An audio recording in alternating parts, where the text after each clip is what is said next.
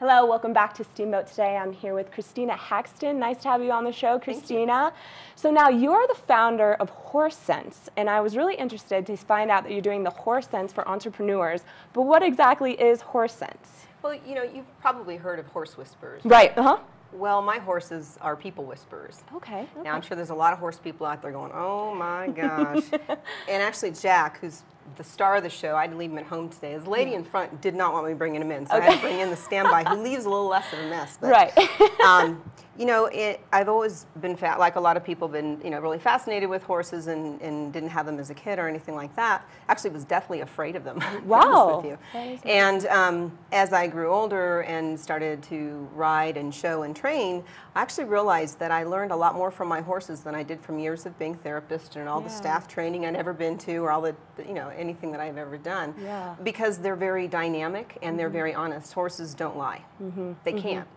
They can't lie. And so it really gave me a different perspective on what I was teaching people to do with respect to communication and trust and leadership and knowing themselves and understanding their belief systems and things like that. So, as much as you know something in your head, it almost doesn't count until you can really change it into a behavior or an action. Right. And riding and even just interacting on the ground with the horses really gave me that perspective. And I've been fortunate enough to have in my life people who believe in my crazy ideas. So I actually had a business partner that says, well, instead of just using the analogy of the horse, why don't you just do it? And I said, do what? And she said, well, teach with the horse. Right. I said, do you think I can do that? And she said, sure. And horses are so natural in and of itself, so it seems so therapeutic to kind of go back to their natural instinct.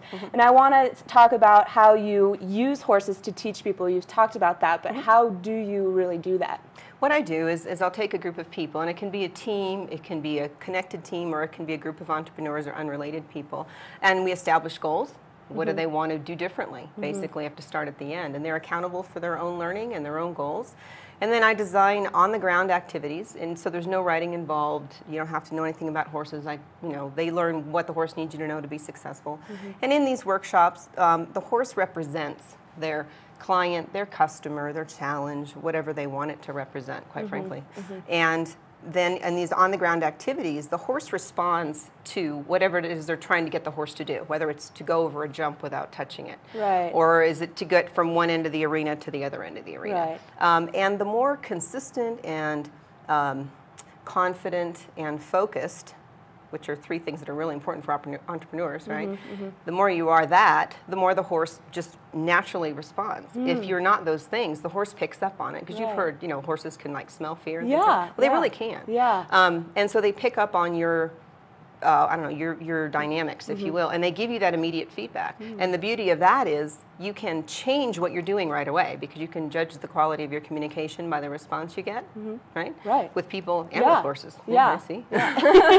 Says and so you have an immediate opportunity to change it, and then do something differently, create a different belief about, whatever was working, so you can do it again. And then we transfer the skills from the arena back to work, because that's vital. It's great and wonderful. You can almost use it in everyday life. Now, why would somebody like me, who loves horses, why would this be so beneficial to me, and what kind of values can I get out of it? Well, you're probably a busy person, right? And you probably don't have a lot of time to spend learning or learning passively. Hands-on learning, experiential learning is the most powerful learning. I'll call it deep learning at the cellular level. And so if you don't have a lot of time and you want to make the best use of the time and money you have, coming and having an experience that shifts your perception for long term. For long term. And that's actually what our clients tell us. Years later, they get practical tools they can use right away, and they last. Just out of one workshop. So you've kind of talked about what the workshops kind of consist of, but go a little deeper into what people need to know going into the workshop. Well, there's no writing involved. And people can actually participate outside the arena. They can participate as interactive observers.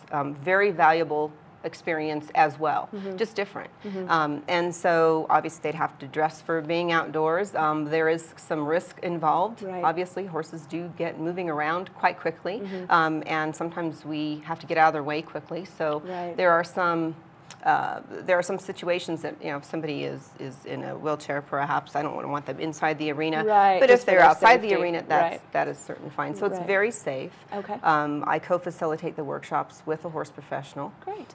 So now, if somebody is kind of timid or scared of horses, is it still fun and safe? I know they're outside the arena, but if somebody's scared or allergic to horses, they just don't really want to go, how do you get them to go? Right. Well, I can't do anything about the allergy to horses, but I actually had a workshop in which this guy, he must have been like, you know, 250, 6'4". There was probably 14 of them participating, and he must have emailed me 27 times. I don't want to participate, I'm afraid. And I assured him he wouldn't have to, and he ended up doing it anyway. So sometimes people just really just get over that. This sounds like such a great workshop, and I know you have some coming to Steamboat. That's kind of tell people about when they are and how they can get more information on them. Okay. Next week, I have an introductory workshop coming up on Thursday, as well as on Friday, I have a full-day workshop for entrepreneurs, and it's very limited space because I like to keep it customized. Yeah, more one-on-one kind of thing. October 25th and 26th also, and there's more information on the website.